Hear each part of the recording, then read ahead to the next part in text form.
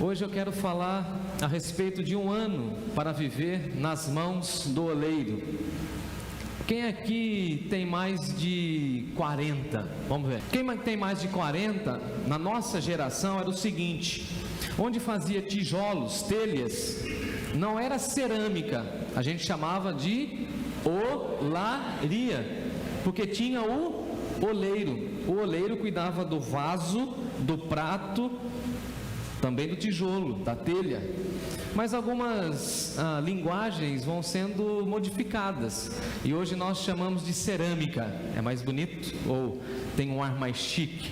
Mas para nós que temos mais de 40 é olaria, oleiro, aquele que cuida do barro, aquele que manuseia a argila. E para falar argila tem que ter um sotaque igual ao meu, caipira de Piracicaba, argila, correto? E hoje eu quero falar do oleiro. Quem aqui já viu um oleiro trabalhando? Alguém teve esse privilégio? O oleiro? Tá, eu vou explicar um pouquinho sobre isso. Então abra sua Bíblia comigo lá em Jeremias.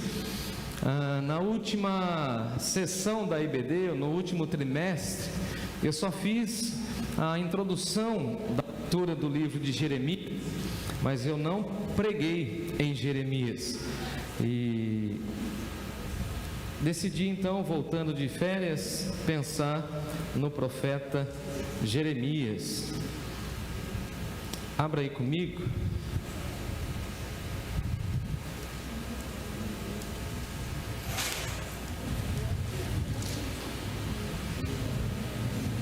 Lá no capítulo 18.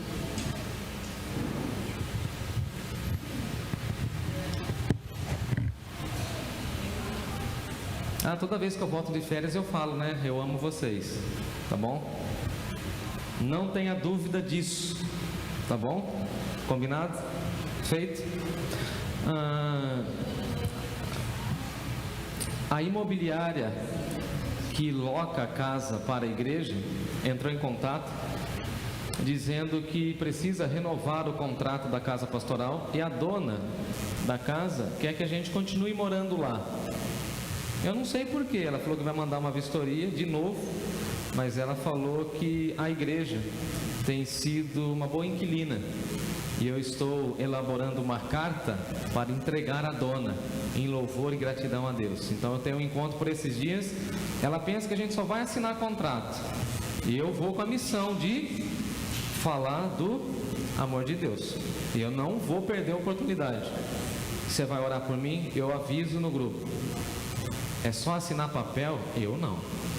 Eu vou com uma missão, beleza? Isso mostra também a continuidade do nosso projeto, do nosso trabalho. Jeremias 18, a partir do verso 1, eu caminho com vocês até o verso de número 6. Diz aí o texto sagrado assim para nós: o Senhor deu outra mensagem a Jeremias. Por que outra mensagem? Porque Jeremias já recebera outras mensagens de Deus. Jeremias é um profeta, ele está proclamando, ele havia recebido outras mensagens da parte do Senhor. Desça até a casa do oleiro, e eu lhe falarei ali. Nesse contexto, fui à casa do oleiro e o encontrei trabalhando na roda, ou outras versões, eu encontrei ele trabalhando a todo vapor. Mas o vaso de barro que ele estava fazendo não saiu como desejava, por isso ele amassou o barro e começou o seu trabalho novamente. Então o Senhor me deu esta mensagem: ó Israel, acaso não posso fazer com vocês o mesmo que o oleiro fez com o barro? Como o barro está nas mãos do oleiro, vocês estão em minhas mãos. Você pode repetir comigo essa frase final? Como o barro está nas mãos do oleiro, vocês estão em minhas mãos. Vamos de novo para ficar bonito? Como o barro está nas mãos do oleiro, vocês estão em minhas mãos. Vamos orar. Obrigado, Senhor, pela Tua palavra, pelo momento de louvor, de cântico, de celebração, de ofertas. Obrigado, Senhor, porque nós temos sentido a Tua presença, temos ouvido a Tua voz, percebemos o Teu cuidado, o Teu agir em nossa igreja, em nossa membresia, nas crianças. Pedimos, ó Deus, que o Senhor, mais uma vez, por misericórdia e graça, fale ao nosso coração, me use conforme a Tua vontade, que nesse lugar e nessa hora que nós separamos para o culto, possamos ouvir a Tua voz. Que o Senhor tenha liberdade a trabalhar, agir, curar e ministrar a Tua palavra em nossos corações. Nós precisamos, ó Deus, desse alimento, e por isso nós rogamos, e por isso nós inclinamos o nosso ouvido para ouvir aquilo que o Senhor tem para nós. Em nome de Jesus nós oramos. Amém. Jeremias é um dos profetas maiores que se desponta por conta das suas profecias, mas também por conta da sua firmeza de convicção. Deus tem uma mensagem para Jeremias, e é uma mensagem não tão popular, eu diria, não tão agradável, e ele diz para Jeremias: você vai pregar e você será rejeitado, você vai anunciar e as pessoas não terão prazer em te ouvir, porque você vai denunciar os pecados, você vai falar da idolatria, você vai falar da rebeldia, você vai mostrar a realidade das pessoas, e as pessoas não querem ver a realidade. E a grande verdade é essa também hoje. Os profetas de Deus, ou seja, os mensageiros de Deus, não são tão bem quistos pela sociedade, porque eles falam e denunciam aquilo que as pessoas não querem ver. E as pessoas às vezes pensam e desejam uma vida um pouco mais maquiada, uma vida mais disfarçada, e não querem ver ou sentir a realidade. Certamente você conhece pessoas que não aceitam determinadas situações, mas as situações estão lá. Ela não pode mudar, mas ela não quer aceitar. De vez em quando a gente precisa aceitar determinadas situações na vida, mesmo que não concordemos ou que seja difícil para nós. E aceitar a realidade, aceitar a profecia de Deus, tem a ver com a convicção. E por isso nós precisamos olhar para Jeremias e entender que Jeremias é um profeta que ele deixa o seu lado emotivo aflorado. Ele chora.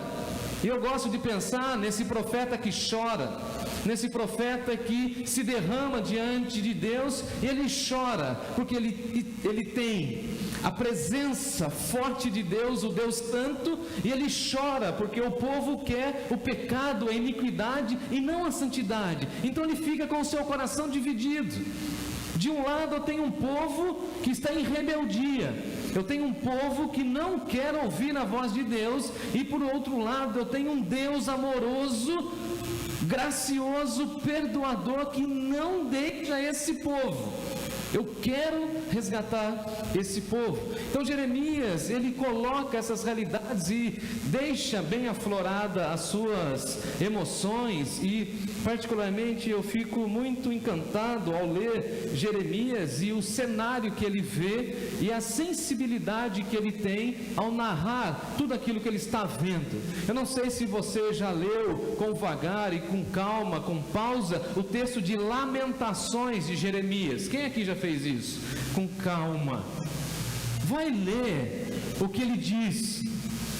Jovens nas ruas gritando, crianças abandonadas, as portas da cidade, do templo queimadas, derrubadas. Ele vê um caos, ele vê um cenário extremamente caótico, e ele então se debruça diante de Deus. E nessa noite eu quero mostrar para você como eu e você precisamos estar nas mãos do oleiro e ter nesse ano a percepção de que Deus precisa nos moldar, cuidar de nós e nos amassar. Você entendeu isso? Qual que é a missão do oleiro? O oleiro está lá na roda. Quem aqui já viu o oleiro trabalhando? Vamos falar assim, a moda antiga era assim, ele tinha lá a roda, ele ficava com o pé, fazendo com que a roda, o platô ficasse rodando. Se fosse eu, o oleiro, imagina, eu ia ficar apertando o negócio, eu ia querer fazer o vaso rapidinho, né? Tá pronto. Não dá certo. O oleiro precisa de muita atenção, de cuidado. precisão no toque, porque o barro, ele precisa ser amassado. Eu venho de uma região ali em Rio Claro, e você tem ali do lado de Rio Claro, a minha cidade natal, Cordeirópolis, Petrudes e depois a Japi, um polo cerâmico. Debaixo da nossa cidade, a nossa cidade, Rio Claro e toda a região, é o maior polo cerâmico do Brasil. E ali a gente sempre viu e sempre via, e ainda tem alguns lugares lá, ainda bem manual, que o oleiro está lá trabalhando, fazendo os vasos. Mamãe sempre gostou de plantas e, eu não sei, um abraço, um parênteses. Sua mãe conversava com as plantas? Ou a sua mãe conversa com as plantas? Espero que a sua mãe esteja entre nós. Marlene, sua mãe fala com as plantas? Minha vizinha de frente. Flávia, sua mãe fala com as plantas? Vanessa, a mãe não é muito chegada nas plantas, então tá bom. Você fala, Anitta? Então tá bom. Carol, você fala com as plantas? Então tá bom. Eu imagino a Aurora, vamos brincar com a Aurora? Com aquele amor e carinho. Queridinhas da mamãe, bom dia nesse dia, queridos. Agora, os bons oleiros que eu vi trabalhando foram aqueles que tinham muito contato e muita visualização com o barro e assim muita precisão para amassar o barro. E eu ficava olhando, e lá na época com o meu TDAH já bem avançado, eu falava assim: ô moço, não dá para acabar logo o vaso e pôr no forno e a gente vem buscar amanhã? E ele olhava para mim, era um senhor muito gentil, ele falava assim: não, meu filho, isso aqui demora, tem que amassar o barro, eu tenho que tirar todas as partículas de ar. E eu muito curioso, Kika, mas por quê? Porque se eu levar para o forno assim, ele vai trincar e quebrar, e depois de trincado e quebrado eu não consigo mais mexer, porque ele está agora consolidado, ele se torna uma pedra, mas enquanto é barro, eu posso amassar, posso moldar, posso trabalhar. E a minha fala nessa noite é o seguinte: eu quero que você se coloque nas mãos de Deus e fale o seguinte: 2024 é o ano para Deus me amassar. Só quem tem fé que vai falar isso, tem que ser corajoso. Deus me amasse mais, eu estou em suas mãos, o Senhor é o oleiro, o Senhor é o dono da minha vida, então pega a minha vida, molda, usa, aperta, e aonde o Senhor vê que tem um defeito, vê que tem muito pecado, o Senhor mexa. Você ora comigo assim? Vê como a gente tem dificuldade, porque a gente já criou a nossa barreira, a gente fala assim: eu sou assim. E quando a gente fala assim, eu sou assim, a gente está dizendo o seguinte: eu não quero mudança. Você quer ver outra coisa? Quem trabalha em empresa é assim: você chega numa empresa nova, ou você está num ambiente novo de trabalho, aí você vai tentar mudar alguma coisa. Aí chega aquele funcionário mais antigo e diz assim: você não pode mexer nisso. Desse jeitinho, não é? Aqui sempre, como que é o William, que eles falam na empresa? Aqui sempre foi assim. E se sempre foi assim, por que vocês me contrataram? E eu falando: eu enviei o pastor Bruno para a igreja de Calcaia do Alto. Aí uma irmã: ai, mas está acontecendo muita mudança. Mas eu enviei o Bruno para fazer mudança. Quando eu cheguei na Nova Canaã, tinha 3 cadeiras aqui, lembra? Que era lá da nossa igreja mãe, 1937 mais ou menos, e a gente ficava sentado aqui olhando para a congregação, e eu falei assim: vou medir a febre, Bruno. Num dia da noite eu falei assim: tira as cadeiras. Aí teve gente que olhou para mim e falou assim: uau, menino revolucionário. Não fiz nada, só tirei cadeira, 3 cadeiras, não fiz nada. Mas chegou aquele que falou assim, que não gosta de mudança, que não gosta de nada fora do jeito que sempre foi. Mas sempre teve, mas não tem mais.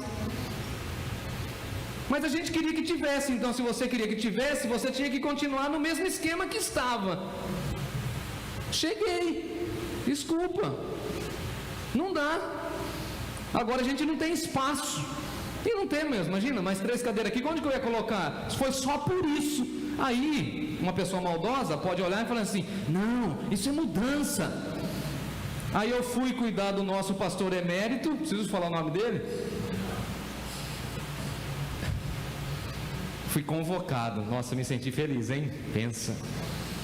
Não, vou dar um testemunho aqui, posso? Posso? Favoráveis digam sim. Sim. Vocês já foram abençoados aí com um dos guarda-chuvas que a gente usa quando está chovendo? Já? Comprei vários. E quando eu fui comprar o guarda-chuva lá em São Paulo, Adriana, eu encontrei um amigo meu, que eu nem sabia que era meu, que é membro de uma igreja batista. E ele falou assim: cara, para a igreja eu vou fazer um preço acessível. Legal. E ele fez vários guarda-chuvas. E agora, no último tempo que eu tive em São Paulo, fui buscar os microfones, fui buscar mais guarda-chuva, porque está chegando mais crianças, né, Flávia? Tem bastante gente lá. E aí, ele que é também cristão como nós, falou assim: eu vou fazer um com o senhor bem grandão. Eu falei: mas eu estou pequenininho. Aí ele falou: não, tipo guarda-sol, grandão. Grande, pensa no negócio grande. Eu odeio guarda-chuva.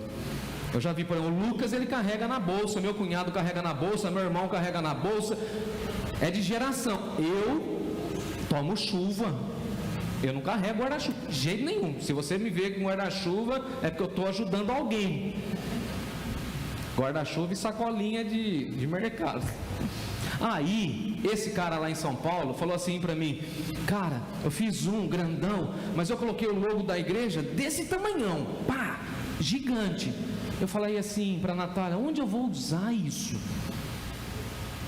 Guardei no porta-mala do carro. Grande, GG, plus size. Uau! Aí receba a convocação da Aldiva: vou levar o pastor Júlio. Mandei lavar o carro, higienizei por dentro e por fora, coisa chique. Cai uma chuva torrencial, 3h30, chego na frente da casa do pastor Júlio, toca a campainha, ele vem devagarzinho. Falei: Natália, olha a finalidade do guarda-chuva.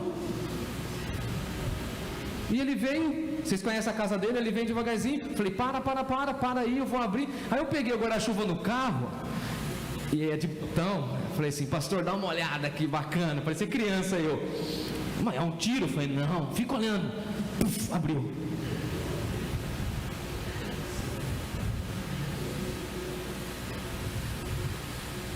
Que lindo, meu filho. Tem o nome da nossa denominação? Falei: sim, senhor. Espera aí que eu vou mostrar como que eu e o senhor vamos chegar no carro sem um pingo d'água.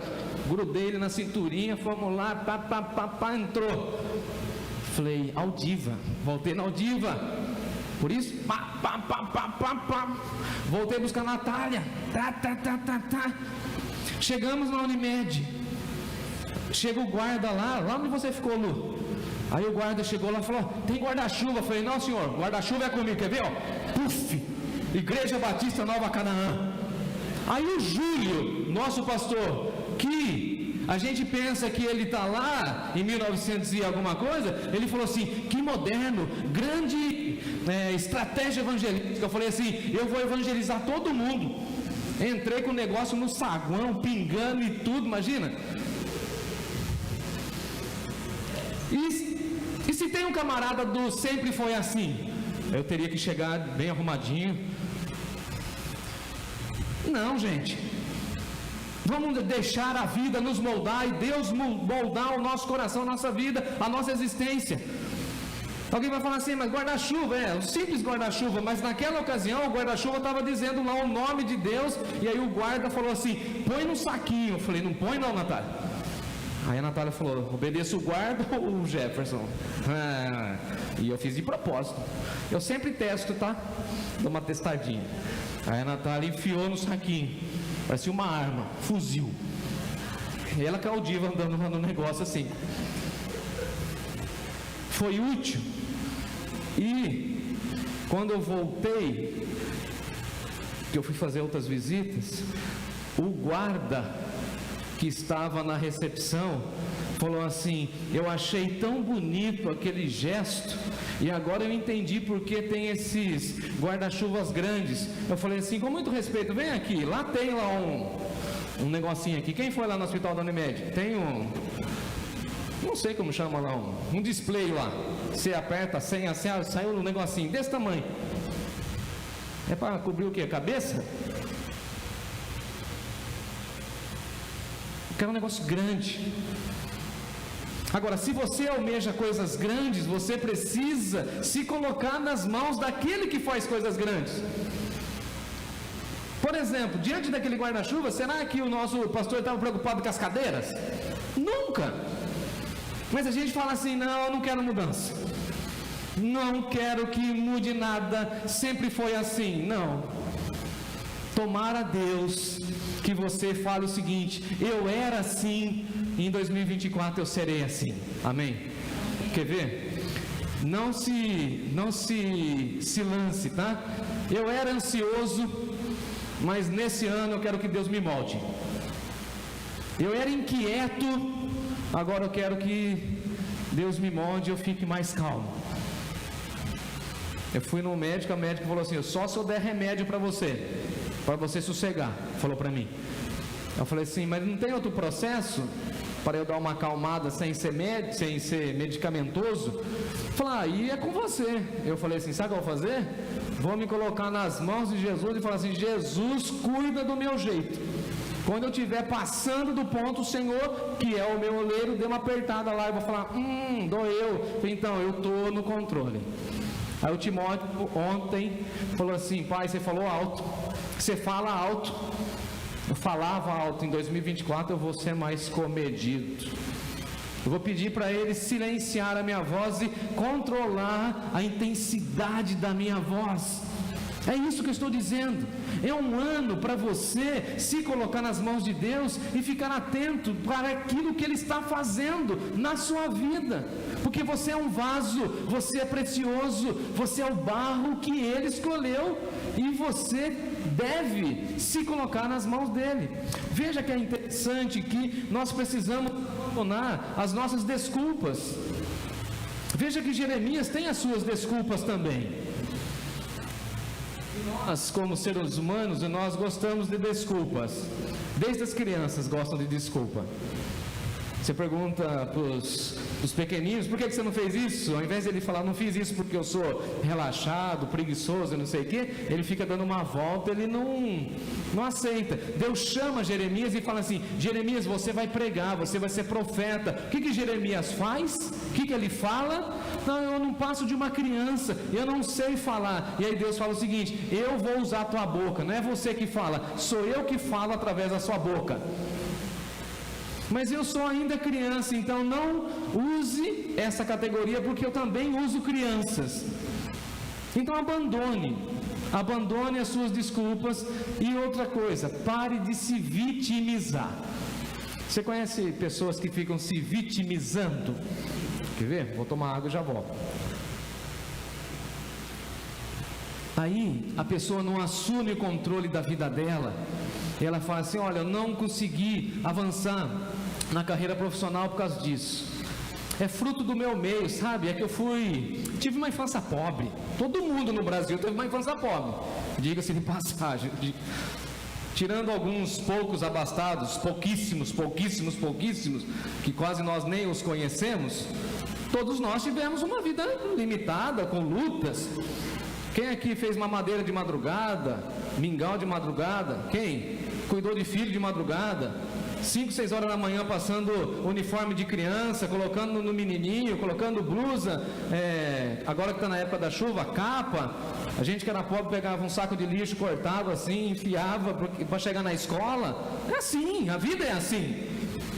Aí hoje adulto a gente fala assim: não, é porque eu não tive recurso, é porque ninguém investiu em mim, é porque ninguém cuidou de mim. E sabe aquele pastor que eu estava falando, que eu estava com um guarda-chuvão desse tamanho?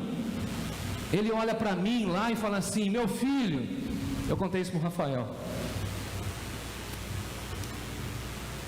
eu não sou merecedor do seu cuidado e da Natália. Segurei na mão do pastor Júlio e falei: Júlio, por misericórdia de Deus, Deixa a gente cuidar de você. Entenda uma coisa, você é um ícone para a nossa denominação, para a nossa vida, para a nossa história. Olhei para ele lá no hospital e aí ninguém entendeu nada que estava acontecendo, por isso que ficou todo mundo querendo entender. Quando ninguém viu valor nesse menino aqui, pobre do interior, o Senhor olhou para mim e falou o seguinte: Jefferson, deixa-se ser moldado por Deus. Ele falou isso para mim há quase 20 anos atrás, e hoje eu estou reproduzindo aquilo que eu ouvi dele. Pare de se vitimizar, vá crescer na vida, avance na presença de Deus, cresça na presença de Deus, se coloque na presença de Deus, deixa Deus moldar você. Pare de ser um vaso e um barro assim, petulante, porque ele está falando o seguinte, Jeremias: ô Israel, vocês estão entendendo o que eu estou fazendo? Pode o vaso, barro, recusar o toque do Criador, do oleiro? Pode, Jeremias? E Jeremias olha para o Senhor e fala: claro que não. Agora, só vive mal, ou só vive uma perspectiva complicada da vida, se você não se deixa moldar. Agora, dá uma olhadinha comigo no texto. Quando o texto diz palavra do Senhor, oráculo de Deus, mensagem divina, veja que Deus está falando com Jeremias, assim como Deus está falando com você, amém? Deus está falando com a igreja, Deus está falando o tempo inteiro. Eu gosto do autor aos Hebreus quando ele diz: havendo Deus outrora falado por meio dos profetas, por meio dos pais, hoje nos fala por Jesus Cristo, e Jesus Cristo tem falado nessa igreja, e vai falar mais e mais para moldar a nós e tirar algumas das nossas arestas. A gente não fala assim: estou precisando aparar as arestas. Na casa, não sei vocês, mas na casa, de vez em quando eu falo assim para a Natália: ô minha senhora, está na hora da gente lavar roupa suja. Quem usa essa expressão aí? Alguém? Lavar roupa suja é sentar e conversar as coisas, e às vezes não é tão agradável. Só falar nela, é sempre assim. É incrível, é incrível. O Espírito Santo avisa ela. Tem que lavar roupa suja, tem que tratar as questões, tem que fazer alinhamentos, tem que ouvir a voz de Deus para ter convicção nos caminhos e nos passos que nós iremos tomar durante um ano. Veio a palavra de Deus, Ele não deixa o seu povo sem a sua voz. Lembre-se disso, a voz de Deus é que comanda a nossa vida. Pode repetir comigo: a voz de Deus é que comanda a minha vida. Ele é oleiro, Ele vai comandando, Ele que manda. A gente fala assim: não, eu não estou precisando aparar as arestas, mas alguém do seu lado fala assim: está assim. Teve uma vez que eu falei assim para minha esposa, eu estava fazendo TCC, estou precisando inclusive finalizar meu TCC, agora de novo, mais uma vez eu estava fazendo meu TCC, e aí falei assim: eu estou precisando comprar mais livros para finalizar esse negócio aqui, e a mesa estava cheia de livros, aquela coisa linda. A Natália olhou para mim e falou: não, você está precisando de férias desses livros e de tudo, dá uma descansada. Eu olhei e falei: que nada, quem sabe sou eu. Ela falou assim: não, quem sabe sou eu que convivo com você, porque às vezes eu e você queremos fugir de alguns confrontos, mas quem convive com a gente fala assim: é melhor você ir lá para a mão do oleiro, hein? Deixa o oleiro te moldar mais um pouquinho aí. Eu estava todo feliz porque eu pensei que eu estava mais paciencioso, até quando minha mãe falou assim, dias desses: você está muito agitadinho, né? Eu já entendi, mãe. Em outras palavras, sabe o que minha mãe está falando? Volta para a mão do oleiro, deixa ele moldar mais um pouco, deixa ele amassar mais um pouco, deixa ele tirar as impurezas de você e de mim. Diz ainda o texto: dispõe-te, no versículo 2, e desce à casa do oleiro, e veja que Deus pede disposição. Mas nós estamos tão cansados que às vezes falta disposição para nós, ou não? Quem aqui se sente cansado lá para quinta, sexta-feira, assim, meio esgotadão, assim?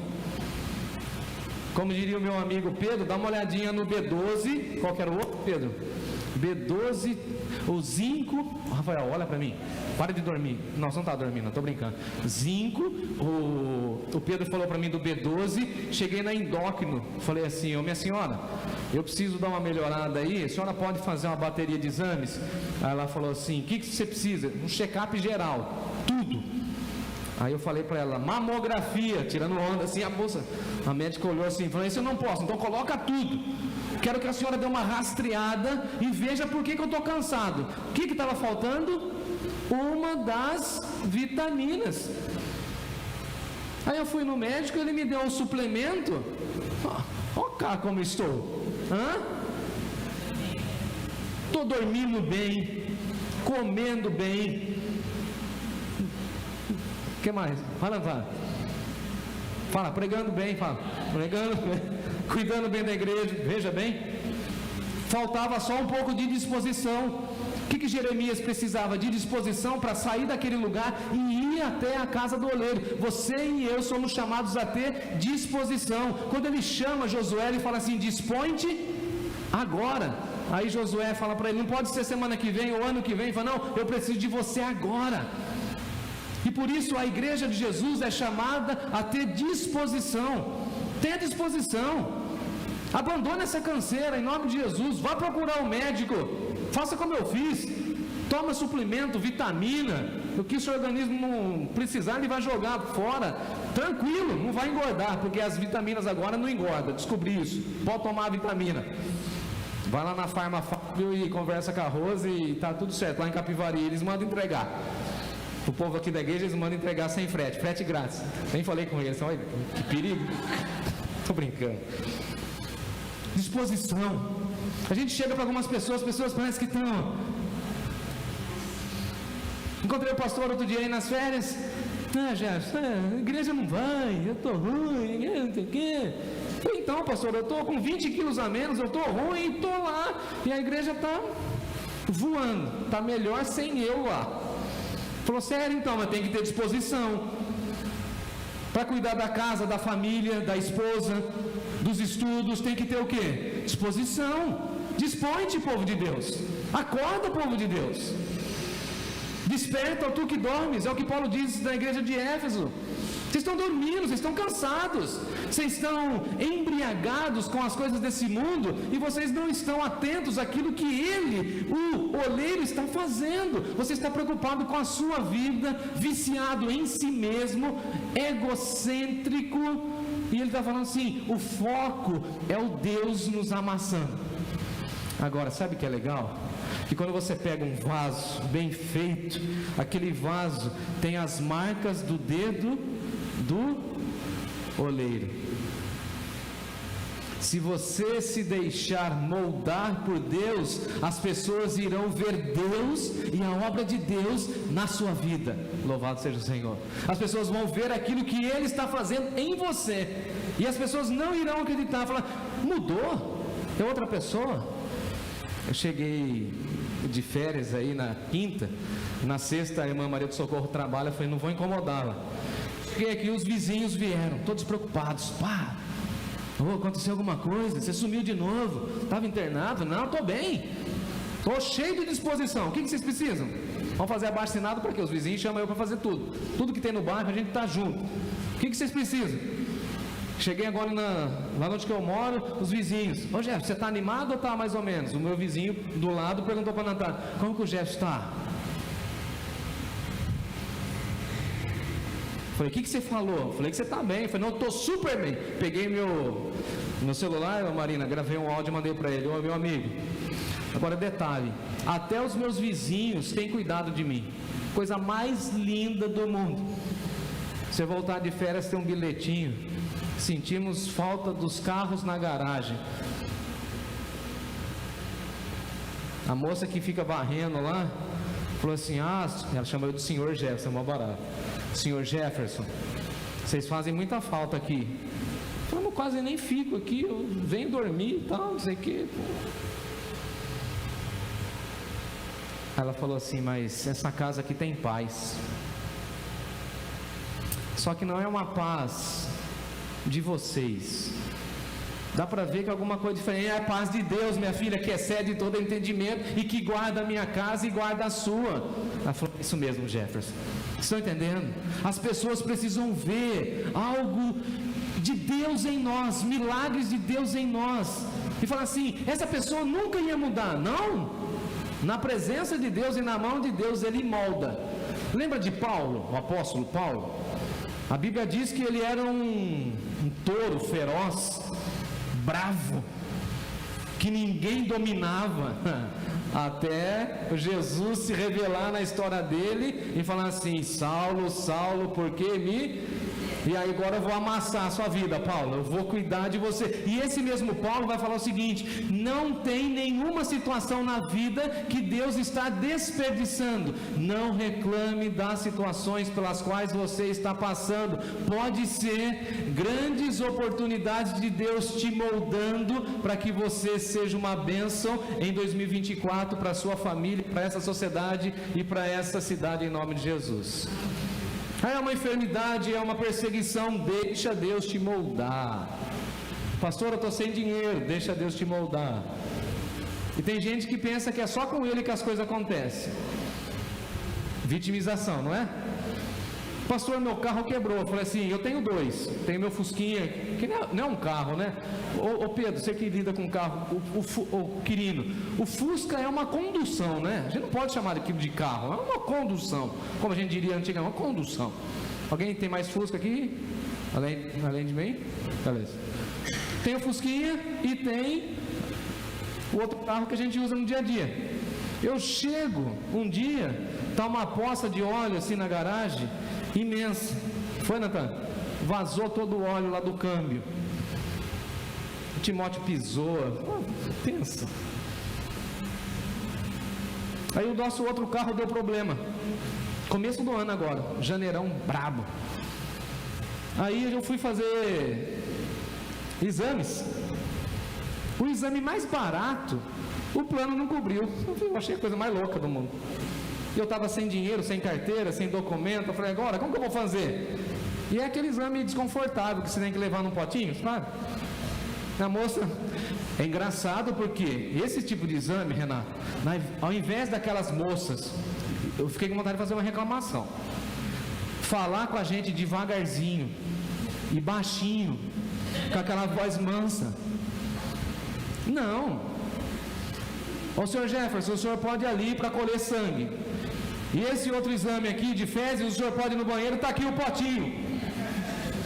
Eu fiquei que nem um poste. Jefferson. Eu falei, quem que é esse cara? Meu Deus do céu, que vergonha.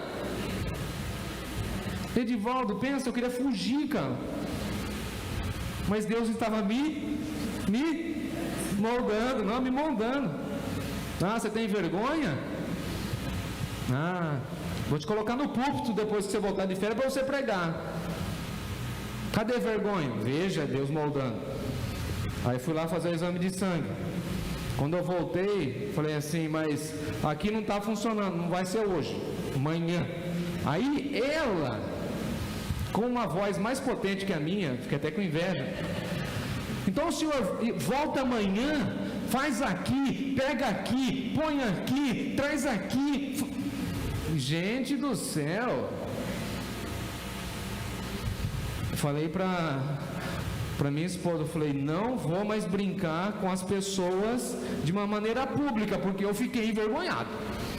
Fiquei. Quase que eu fui lá na ouvidoria. Quando for o exame de fezes, não precisa falar nosso nome e ficar gritando no corredor. Pronto, gente. Mas Deus estava fazendo o que comigo? Eu que sou todo cheio de vergonha, de medo. A mocinha atrás de mim com o potinho. Gente do céu. Vai lá para a casa do oleiro. Eu estou falando nas coisas mais simples da vida e quero moldar você. Aí você fala assim, eu sou muito vaidoso, eu cuido do meu corpo. Aí você fica doente como eu estou e fica sendo furado e sendo examinado toda hora, todo momento, Deus moldando. e a Glaucia está dando aula, né? E a Glaucia falou: eu imagino quantas oportunidades você tem de falar de Jesus. Eu falei assim: então, assim como Paulo, quando estava preso, falava de Jesus, eu aí nos hospitais fico falando de Jesus para todo mundo. Agora, eu fico tentando fazer conexões, porque é um cabo aqui, outro cabo aqui, um negócio aqui, cara, um negócio doido. E eu que não gostava que ninguém mexesse comigo, nada. Como diz minha mãe, até eu ir para o seminário, nem gripe eu tinha. Peguei uma dengue uma vez em Campinas, só essa vez que eu fiquei internado, nunca ninguém mexeu comigo. O que Deus está moldando? Falando para mim: a sua vida não é sua, viu, vaidoso? Eu que moldo, então vou moldar. Se você reclamar, eu aperto mais. Não é assim que mãe faz? Mãe, quando pega assim na mão, Gabriele, quando você pega na mão das meninas, se as meninas reclamar, você não dá uma apertadinha? Fanny, você não faz assim? Vai reclamar com Deus. Aí o Paulo, lembra do Paulo? Oh Deus, está muito difícil, está muito apertado, eu vou orar 3 vezes e aí o Senhor age, né? Então pode orar, Paulo, bastante, eu vou conceder a minha graça, e a minha graça te basta. Você é barro, Paulo, entenda que eu estou moldando você, e enquanto eu estou moldando com você, não faltará a minha graça na sua vida. Eu não sei o que você está passando, mas o que Deus está falando para mim e para você é o seguinte: deixe eu te moldar, deixe eu te apertar, deixe eu fazer de você um vaso lindo, maravilhoso, bonito, para a honra e glória do meu nome. Senhor, mas está difícil, e esse vaso aqui se quebra, versículo 4, dá uma olhada comigo. Então vem a palavra de Deus. Veja que interessante, porque o vaso se estraga na mão do oleiro. O problema não está no oleiro, o problema está no vaso. Se o nosso professor Antônio estivesse aqui, ele ia falar isso. O problema nunca está em Deus, o problema sempre está no pecador. Ai, minha vida está estragada, minha vida quebrou. O problema é seu, não de Deus, porque você não ouviu a voz de Deus, você não procurou os conselhos de Deus, e por isso se estragou. Agora, a boa notícia do Evangelho é que em Cristo Deus refaz a nossa vida. Em Cristo, Ele molda de novo a nossa vida. Quer ver um versículo que nós conhecemos e citamos muito? Quem está em Cristo, olha essa expressão no grego, é uma nova criatura. E essa expressão nova no grego significa que Deus está fazendo e refazendo tudo de novo. Quando você se converte, Ele está cuidando do seu comportamento, temperamento, a forma de pensar, Ele está mudando. É uma nova vida, e tem que mudar. E não tem como estacionar na vida cristã, puxar o freio de mão e falar: não, já aprendi tudo, agora parei. Não, em 2024, como a gente vai viver? Sendo moldado por Deus, aprendendo um pouquinho mais. Faça isso, a sua família vai agradecer, o seu pastor vai agradecer, a sociedade vai agradecer, todo mundo vai agradecer. Nós aprendemos aqui que Deus está fazendo isso, e Jesus vai falar abertamente com Nicodemos. Lembra do Nicodemos? Aquele cara, um teólogo, procura Jesus à noite e fala assim: olha, eu preciso entender as coisas espirituais. E Jesus fala assim: importa nascer de novo. Até parece que Jesus é meio truculento ou direto, ele é extremamente direto. Jesus não ficava jogando conversas, desperdiçando tempo, não. Ele falou assim: ô Nicodemo, sabe o que você precisa? Nascer de novo. Você precisa ser moldado novamente, porque você é simplesmente religioso e não temente a Deus. Você conhece muito de teologia, você é bom na teologia, mas você é péssimo na prática da teologia. Ô Nicodemo, você precisa nascer de novo. Você é o principal da sinagoga, você tem dinheiro, você tem influência, você tem tudo isso, vírgula, mas você não tem uma vida maleável nas mãos de Deus. Importa-vos nascer de novo. Aí o tal do Nicodemos quis ganhar a conversa com Jesus no intelecto. Aí ele fala assim: como eu sendo grande, eu estou deduzindo que Jesus tinha 30 e poucos ali no seu ministério, 32, 33 anos. Vamos imaginar que Nicodemos, para ser o chefe da sinagoga, já tinha aí perto dos 50 anos. Ele fala assim: como eu com 50 anos posso voltar no ventre materno? Aí Jesus está falando o seguinte para ele: eu estou falando de coisas espirituais e você está falando de coisas terrenas. Você precisa nascer de novo, você precisa nascer da água e do Espírito, meu filho. Porque se você não for moldado por Deus, você não tem parte comigo. E quem não é moldado por Deus, não desfrutará das promessas celestes que Jesus fez para nós. Eu gosto da expressão, caminhando para o final, de Isaías, quando ele diz assim: ó Senhor, Tu és o nosso Pai, nós somos o barro e Tu és o oleiro, e todos nós, falando do povo, somos obras das Suas mãos. Agora, você, para ser uma obra nas mãos de Deus, precisa se dispor, se colocar nas mãos de Deus. Aí Paulo vai escrever aos Tessalonicenses, falando que o nosso corpo é um vaso. Depois ele vai escrever a Timóteo e vai dizer o seguinte: olha, eu quero que vocês entendam que vocês precisam ser um vaso de honra, lavados, cuidados, supridos por Deus. E talvez a nossa oração seja essa nessa noite: Senhor, eu quero ser um vaso de honra em Tuas mãos. Mas eu não quero ser um vaso todo perfeitinho, bonitinho, não. Pode deixar aí, Senhor, algumas marquinhas das Tuas mãos, para que quando alguém chegar e falar assim: o que aconteceu aqui? Então, aqui foi um trato de Deus, eu sou uma obra do Senhor. E aí Paulo vai dizer para nós que aquele que começou a boa obra vai terminar até o último dia. Ou seja, esse Deus que está cuidando de você, cuidará da sua vida, moldará você até que você se torne o vaso que Ele deseja. Amém? Não vai parar a obra. Pastor, eu tenho 70, não vai parar. 80, não vai parar. 90, não vai parar. Enquanto tiver fôlego de vida, o oleiro está. Agora, você é obediente ou desobediente? O desobediente fica nas mãos do oleiro, mas ele fica meio: não estou sambando não, viu? Nem sei. Mas o Bruno fica tirando sarro. Não estou sambando não. Imagina que eu sou o vaso aqui, ó. O oleiro está me apertando. E tem algumas áreas que eu não quero que ele aperte. Aí eu fico: não, senhor, aqui não. Não, senhor. Fico se mexendo. Parece que eu estou sambando. Agora, a pessoa obediente. Lembra de Pedro? Senhor, lava tudo. Molda tudo. Tudo. Levanta a mão, desarma e fala assim: Senhor, me molda. Não quero ser como eu quero. Quero ser como Tu queres, e que as Tuas impressões estejam em mim, e que a honra e a glória seja do Senhor, que eu seja uma boa obra do Senhor em 2024, moldado, cuidado e amparado pelo Senhor. Convido você a se colocar em pé, cantar comigo, vaso de honra, pedir que Deus nos renove e que Deus nos abençoe.